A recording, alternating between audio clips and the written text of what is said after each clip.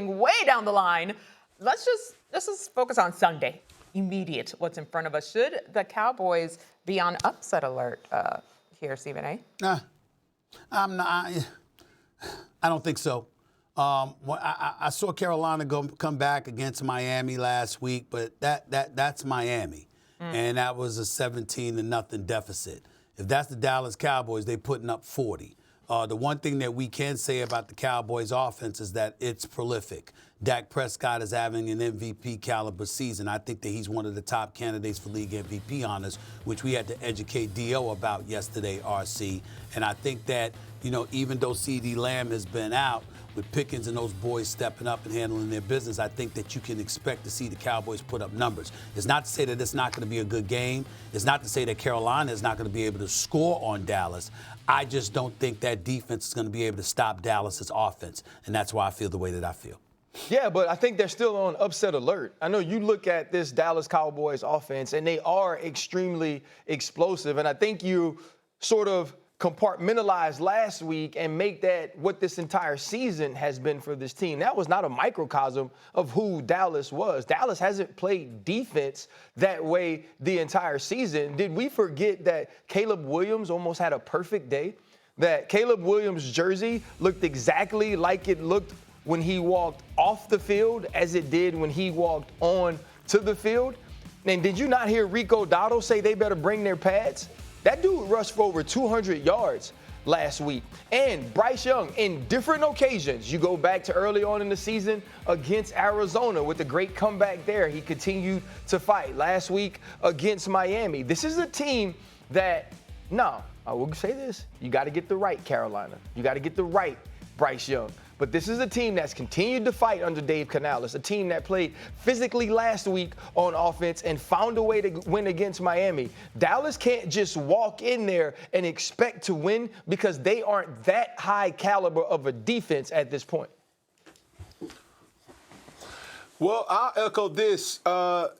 Daquavius, no, America, that is not his real name. It's just the swag name that I've been able to give him, and I like Daquavius. Daquavius has been playing very clean football. Clean football, might I add, looks like protecting the football at all costs. And I will say it publicly if somebody is going to utter it privately, and I know Dak will never admit to this. Micah Parsons, or the Dallas Cowboys moving along from Micah Parsons, is the best thing for his career. CeeDee Lamb being removed from the team for obvious injury purposes was the best thing for Daquavius' career. Why? Because they have eliminated the alpha distractions and given Dak the whole team, nothing but the team, so help you lead, Daquavius. And what has he been doing these last couple of weeks? Leading the team with his voice, no other outside sources, and he's been delivering the goods. I like that. Now, in regards to this being on upset alert, I think Carolina has the capability, but it's different when you're going against different forces that it has nothing to do with actual talent on the football field. When I'm looking at Carolina Panthers, I'm looking at Bryce Young hey, bro, it's time. It's time. It's time. When I'm looking at Carolina, the defense has been able to be the only hope of support that has been consistent. When I'm looking at the Carolina Panthers, I'm looking at a desperation win that can really catapult us in a direction that gives even the hurtful or heartless fans to say, okay, I can believe again. Because when you think about it and you hear discussions and you hear the pulse in Carolina, a lot of people are losing hope because they have nothing to hang their hat or their jerseys on these days. Cam, don't try to bury the lead. Don't try to hit us with a wham and then go to something else.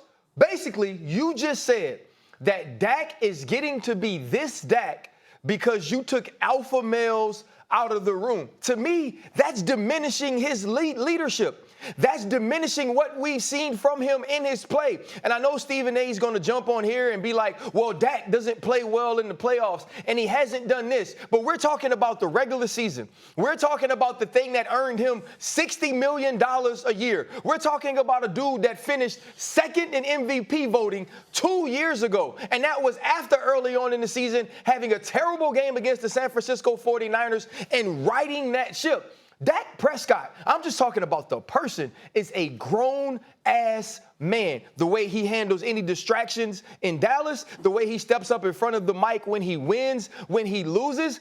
If you ask him, he wants CeeDee Lamb there because CeeDee Lamb makes him better. But without CeeDee Lamb, he's found ways to lead because he can. And Micah Parsons ain't got nothing to do with him. And if he knows anything, he should want Micah Parsons there because at least they could get to the quarterback. I disagree with that. Dak Prescott is winning and playing well on Dak Prescott's own merits. And we have to start giving him credit for who he has been as a man and a player in this league.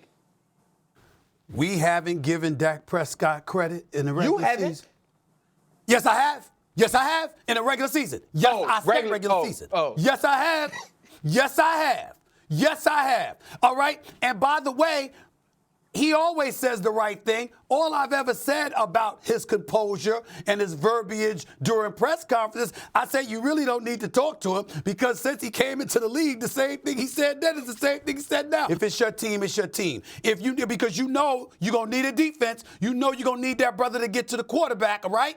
So if he's that valuable to the team, say so. Make sure Jerry says so. When Michael Irvin, the playmaker, came on the show, what did I lament with him about? I said, Joe, man, you know what? Where were you at? You talk about the influence and the connection that you have with Jerry Jones. Where were you at? He said, damn, Stephen A., you right. It might have been my fault. I should have seen it. I should have felt it. I should have talked to Jerry. That's what he said. So what I'm saying to you is this. This is exactly my problem when it comes to Dak Prescott. It's people like you, RC. It's people like you. Because, you know, you pivot to being so motivational and so inspirational, and you're touching everybody's soul in all the right ways. You got everything but a preacher collar on for crying out loud, right? And what you do is you find the positive and you find the silver lining. And I'm saying, yo, you getting paid $60 million. $60 million. $60 million a year. You okay? I mean, come on now. At some point in time, I can't look at you and go like this. Yo, I know you could ball. You far from a scrub. You elite, bro, as a talent. How come I can't get that in January when I'm getting it in October, November, December? I can't do that? Yes, I can. Yes, I can. There was a time 24 hours ago when I just you want guys to say were something. on the same Can I say page. something? Yes, Cam, go. I would say this is a different Dak, though. And when I mean the removal of certain players, it's now on you, Dak, and all on you. And we've never had to say that while he's been the quarterback for the Dallas Cowboys, and he's been delivering. Just remember, you guys were in agreement of Orlovsky leaving him out of his top five. Everybody was caping for Dak. No, we didn't agree with that. No, You said you guys were in agreement that he should have been needed. There are times where they do agree. I'm just saying, things won't get any easier for the Chiefs coming off a tough loss to the Jaguars on Monday Night Football as they host the 4-1 Lions this week.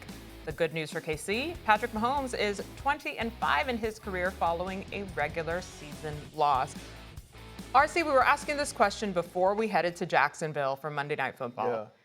Yeah. Is this a must-win game for Mahomes and the Chiefs? It's giving deja vu. This is absolutely a must-win. And, you know, I wasn't in that place last week because I felt like they were then fighting to represent the AFC in the Super Bowl again or be a team that hosted playoff games, but they cannot fall behind anymore. You still have the Buffalo Bills on your schedule, the Broncos, obviously the Chargers once again. The Kansas City Chiefs has to go out and prove that they can beat a good opponent as this team is constructed right now, and then you know you get relief with Rashee Rice coming back. It's absolutely a must game. You're absolutely right. I had the pleasure and the honor of working my first Monday night countdown game with RC and the crew for Monday Night Countdown a couple of weeks ago when Detroit was in Baltimore. It was on my bucket list. I loved it.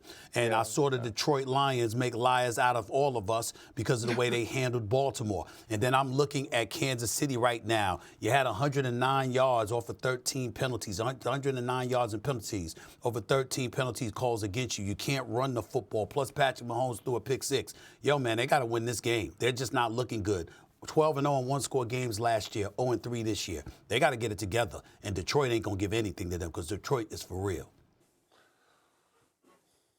The worst analogy in all of sports is saying that this is a must-win. Ryan Clark, you know this better than anybody, where every week is a must-win. That's so for true, Kansas City, it's like, hey, turn up or get turned out. Not turned out. By the way, their next 5 games, well, after the Lions, they have the Raiders, Commanders, Bills, then a bye week. Okay. As we say goodbye. The guys are putting on the hat flag.